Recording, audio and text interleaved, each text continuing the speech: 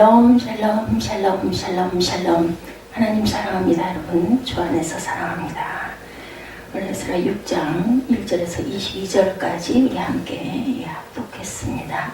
예배가 회복돼야 한다. 예배 당연히 회복돼야죠. 이제 다뜨네와 스달보스네의 글을 받은 다리오 왕이 사실 여부를 확인하고, 그리고 고레스의 조서를 드디어 발견해서 다시 성전 재건을 적극적으로 돕고 후원하는 그런 내용이 6장 내용입니다. 다리오의 조서가 1절에서 12절까지 나타나 있죠. 다뜨네와 스달보스네의 글을 받은 다리오 왕은 즉시 고레스의 조서에 대한 자료를 조사시킵니다. 그래서 바벨론의 보물창고 중 서적 곳간에 고레스의 조서에 대한 기록이 나타나죠. 고대의 역사 기록들이 정권이 바뀌면서 많이 파괴되기도 했는데, 이 고레스와 다리오 간의 좋은 왕들 간의 관계로 말미암아 고레스의 기록이 그대로 남아있게 된 것 또한 하나님의 은혜라고 생각합니다. 하나님께서는 이때를 위해서 고레스의 조서에 대한 기록물을 보존시키셨던 것이죠. 뿐만 아니라 많은 문서들 가운데 그것이 또한 발견되도록 쉽지 않았을 겁니다. 그렇죠? 발견되도록 역사하신 그런 하나님. 조사에 대해서 에스라 6장 1절에 나타나죠. 이에 다리오 왕이 조서를 내려 문서 창고 바벨론의 보물을 쌓아둔 보물 정각에서 조사하게 하여, 이렇게 시작됩니다. 메대도 악메다 공성에서 한두루마리를 찾았으니 거기에 기록하였을 때, 2절에 메대도 악메대 공성에서 한두루마리를 찾았으니 거기에 기록하였을 때, 본문에 제시되어 있는 고레스의 조서는 본서 한 장에 있는 조서와는 조금 다르죠. 본문의 조서는 재건되는 성전의 규모에 대한 내용이 첨가되어 있습니다. 고레스가 제시하는 성전의 제도는 솔로몬 성전의 제도와는 달랐습니다. 그것은 고레스의 성전에 대한 관심도가 어느 정도였는지를 나타내 보여주는데, 고레스는 이와 함께 성전 재건에 필요한 모든 비용을 왕실에서 제공하겠다, 이렇게 약속을 하죠. 그것은 단순히 약대로운 기명들을 돌려보내는 것 이상의 파격적인 결정이었습니다. 이러한 기록은 다리오로 하여금 적극적으로 성전 재건을 지원하게 하는 그런 근거가 됩니다. 솔로몬 성전의 제도는 열왕기상 6장 2절에 나타나죠. 솔로몬 왕이 야훼를 위하여 건축한 성전은 길이가 60규빗이요 너비가 20규빗이요 높이가 30규빗으로 나타나 있습니다. 그런데 에스라 6장 4절에 경비 제공은 큰 돌 3켜에 새 나무 1켜를 놓으라. 그 경비는 다 왕실에서 내리라. 이렇게 나타나 있습니다. 다리오의 조서 내용을 보면 다리오는 다뜨네와 스달보스네에게 조서를 다시 내리죠. 그것은 몇 가지의 내용으로 나눠지는데, 첫째, 성전 재건 사역을 절대로 막지 말라. 그들의 사역은 고레스의 조서에 따른 합법적인 것이다, 이렇게 말씀합니다. 둘째는 강서편의 세금 중에 재건에 필요한 비용과 성전 제사에 필요한 모든 수용물을 제공해라, 이렇게 조서를 내리죠. 세 번째는 이렇게 하는 이유가 왕과 왕제를 위한 기도를 요청하기 위함임을 분명히 밝힙니다. 다리오는 변개할 수 없는 메대의 법칙을 강조하면서 누구도 성전 재건을 방해하지 못하도록 엄명을 내립니다. 이 조서가 신속하게 시행될 것을 또한 명함으로 조서를 끝맺죠. 세속 군주를 위한 기도가 디모데전서 2장 1, 2절에도 나타나는데, 그러므로 내가 첫째로 권하노니 모든 사람을 위하여 간구와 기도와 도구와 감사를 하되 임금들과 높은 지위에 있는 모든 사람을 위하여 하라. 이는 우리가 모든 경건과 단정함으로 고요하고 평안한 생활을 하게 함이라. 변개치 못하는 법에 대해서 다니엘 6장 8절에 그런즉 왕이여 원하건대 금령을 세우시고 그 조서에 왕의 도장을 찍어 메대와 바사에 고치지 않은 규례를 따라 그것을 다시 고치지 못하게 하옵소서 하며, 한번 내려진 왕의 명령은 다시 고치지 못하도록 하는 부분이 다니엘 6장 8절에 나타나 있습니다. 그래서 성전이 완공됩니다. 그리고 봉헌하는 봉헌식에 대해서 나오죠. 왕궁은 15절에 다리오 왕 제6년 아달월 3일에 성전 일을 끝내니라, 이렇게 나타납니다. 다리오의 조서는 그의 명대로 신속히 시행되죠. 명을 받은 강서편 총독들이 충성스럽게 조서의 내용을 시행했을 뿐 아니라 학계, 스가랴 같은 선지자들과 모든 유대인들이 협력을 합니다. 결국 성전 재건은 고레스가 처음 조서를 내린 지 24년 만인 주전 515년에 완성이 되죠. 16년 정도를 중간에 그 방해로 인하여 성전 재건이 중단이 되었습니다. 이때는 다리오 왕 6년이었습니다. 그래서 성전이 파괴된 지 94년 만에 다시 회복돼서 성전에서 제사 드리는 일이 가능해지게 됩니다. 오늘 본문 14절에 계속되는 역사 속에서 바사와 메대 왕들의 마음을 움직이시며 역사하신 하나님의 섭리를 우리가 다시금 분명히 강조된 걸 봅니다. 15절에 다리오 왕 제6년 아달월 3일에 성전 일을 끝내니라 이렇게 나타나죠.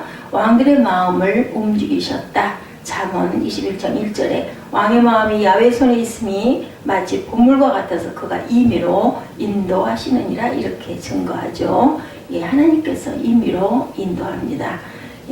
봉헌식, 성전이 완공되자 이스라엘 사람들은 그것을 하나님께 드리는 성전 봉헌식을 행합니다. 그 시드는 제물로 수소, 수양, 어린 양을 드렸고 속죄제로 순염소를 드립니다.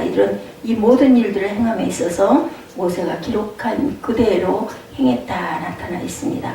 이들이 행한 봉헌식은 솔로몬의 그곳과는 비교도 안 될 정도의 아주 규모가 작았겠죠. 그럼에도 불구하고 정말 너무 오랜만에 성전이 파괴된 게 94년이라고 그랬죠. 너무 오랜만에 예배를 드리고 성전에 그 여러 가지 그 제물을 드리고 봉헌식을 하니까 얼마나 기쁘고 즐거웠는지 즐거움과 기쁨 가운데 행해졌다 이렇게 나타납니다. 16절과 26절에 나타난 즐거움이라는 단어는 스가랴 3장 13절에 성전지대를 놓는 사건에서 사용된 이후 처음으로 등장합니다. 그러므로 그들의 즐거움은 4장부터 시작된 방해와 중단, 낙심 등의 상황에 비교할 때 그것이 갖는 의미가 매우 크다고 볼 수 있죠. 솔로몬의 낙성식에 대해서 역대하 7장 5절에는 솔로몬 왕이 드린 제물이 소가 22,000마리요 양이 12만 마리라 이와 같이 왕과 모든 백성이 하나님의 전에 낙성식을 행하니라 이렇게 나타납니다. 엄청난 규모였었죠 그때는. 즐거움에 대해서 오늘 본문 6장 16절에 이스라엘 자손과 제사장들과 레위 사람들과 기타 사로잡혔던 자의 자손이 즐거이 하나님의 성전 봉헌식을 행했다 이렇게 나타나죠. 이제 그리고 나서는 유월절을 드립니다. 19절에 사로잡혔던 자의 자손이 첫째 달 14일에 유월절을 지키되 정말 오랜만에 유월절을 지키죠. 제사장들과 레위 사람들이 일제히 몸을 정결하기 위하여 다 정결함에 사로잡혔던 자들의 모든 자손과 자기 형제 제사장들과 자기를 위하여 유월절 양을 잡았다. 20절에 나타납니다. 성전이 완공된 것은 아달월 3일이었고 14일에는 유월절이 지켜지게 됩니다.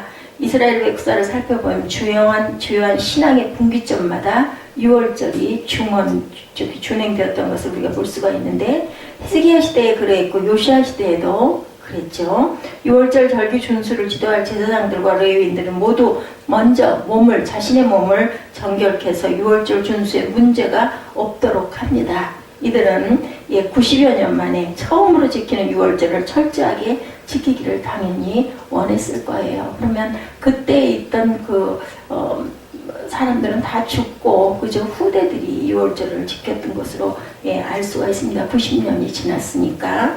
히스기야의 유월절에서 역대하 30장 1절에는 히스기야가 온 이스라엘과 유대의 사람을 보내고 에브라임과 므낫세의 편지를 보내어 예루살렘 야훼 전에 와서 이스라엘 하나님 야훼를 위하여 유월절을 지키게 하니라 이렇게 나타나 있습니다.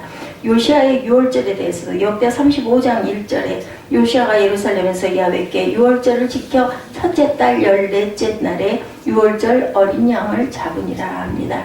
연합에 대해서 제사장들과 레위인들은 스스로 정결케 하여 유월절 양을 잡고 이 유월절 행사에는 포로로 잡혀갔다 귀환한 유대인들 뿐만이 아니라 본토에 남아서 신앙적인 정절을 지켰던 남은 자들도 함께 참여합니다. 이스라엘은 신앙적으로 혼합 종교를 가진 사마리아인들은 배척했지만 남아서 신앙을 지킨 사람들은 한 형제로 인정해서 교제를 나누며 함께 유월절을 지켰습니다. 남은 자들에 대해서 느헤미야 1장 3절에 그들이 내게 이르되 사로잡힘을 면하고 남아있는 자들이 그 지방 거기에서 큰 환난을 당하고 누명을 받으며 예루살렘 성은 허물어지고 성문들은 불탔다 하는지라. 얼마나 힘들었겠습니까? 그 긴 세월 동안. 그렇죠. 사마리아인의 배척에 대해서 에스라 4장 3절에 스룹바벨과 예수아와 기타 이스라엘 족장들이 이르되 우리 하나님의 성전을 건축하는 너희는 우리와 상관이 없느니라. 이 일로 인해서 성전 재건이 중단됐던 사건이 있었죠. 바사왕 고레스가 우리에게 명령하신 대로 우리가 이스라엘의 하나님 야훼를 위하여 홀로 건축하니라 하리라. 그들이 이방신도 함께 섬겼기 때문에 다 거절을 하는 부분이 이렇게 나타나 있습니다. 에스라 4장 3, 4절에 보면 유월절 존수의 의미는 어떤 것일까? 이들은 이렇게 유월절과 무교절을 지켰는데 그것은 원래 출애굽 사건을 기념하는 절기였죠. 이스라엘은 그 후에도 하나님의 구원에 감사하는 마음으로 특별히 이 절기를 아주 중요하게 지켜왔습니다. 특히 외국의 압제나 내부로부터의 배교로부터 구원하신 하나님의 놀라우신 역사에 감사하면서 지켜졌습니다. 이스라엘은 90여 년 만에 성전이 지어진 것을 계기로 새로운 이스라엘 역사가 시작될 것을 기대하면서 유월절을 지켰습니다. 한편 그리스도께서는 이 유월절과 유사한 목적과 의미를 가진 성만찬을 제정하십니다.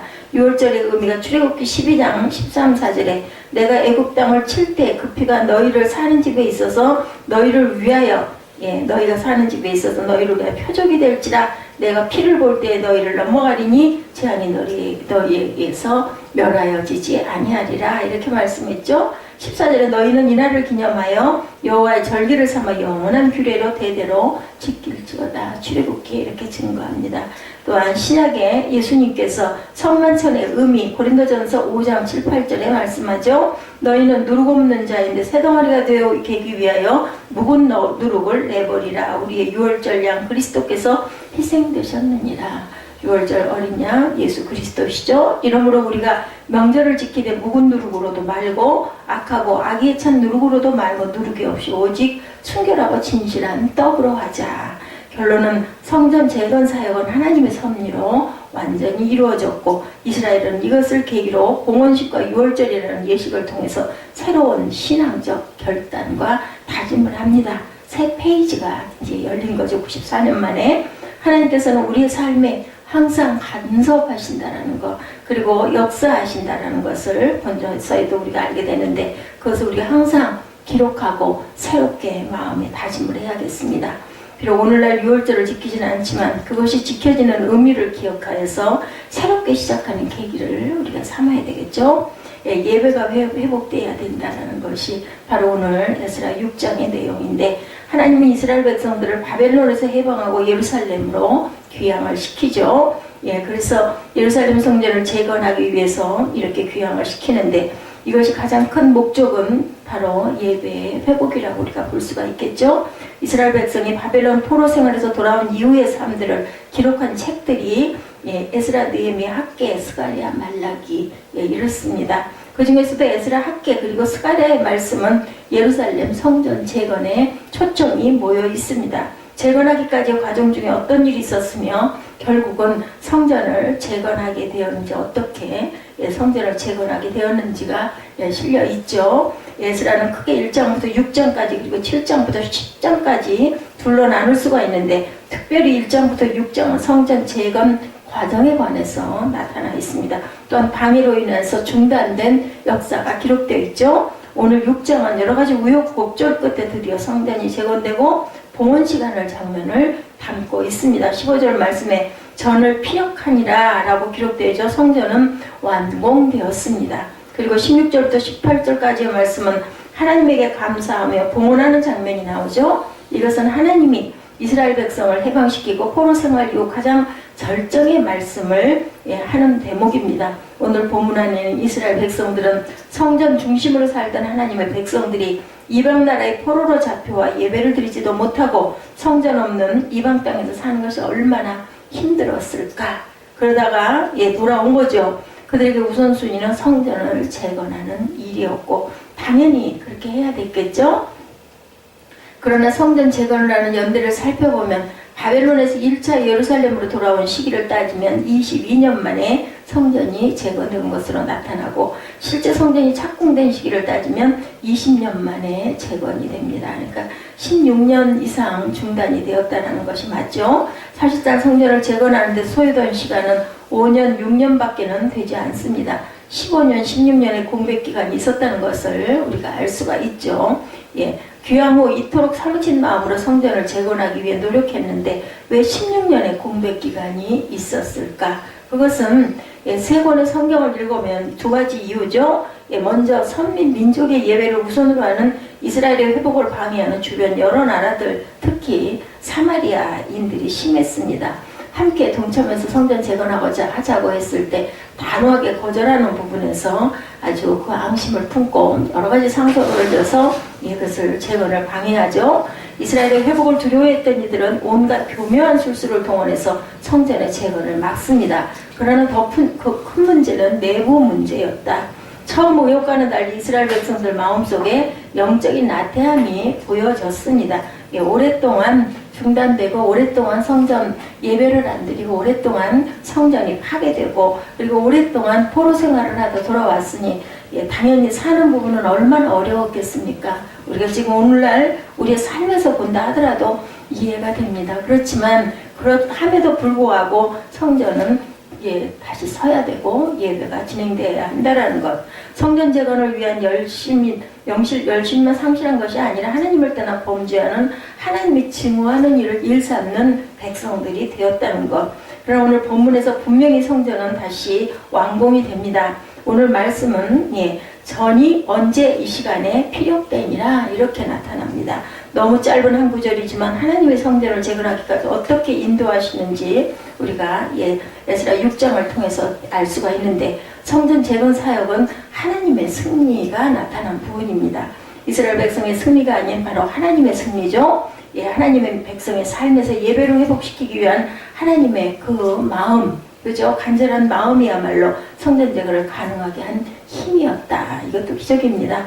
왜 성전을 재건했다고 할까? 솔로몬이 처음 지어진 성전을 바벨론 느부갓네살 왕은 백성들을 포로로 잡아가면서 돌 위에 돌 하나도 남지 않을 정도로 모두 다 무너뜨립니다. 그래서 성전 재건이라고 나타났죠. 재건된 성전은 솔로몬 성전에 비해서 초라하기가 이루 말할 수가 없고 더구나 그 번제를 드리는 부분도 아주 약하게 약소했지만 나이 든 사람들 중 전에 성전을 보았던 사람들은 재건된 성전을 보고 통곡을 하고 우는 부분이 나타나죠.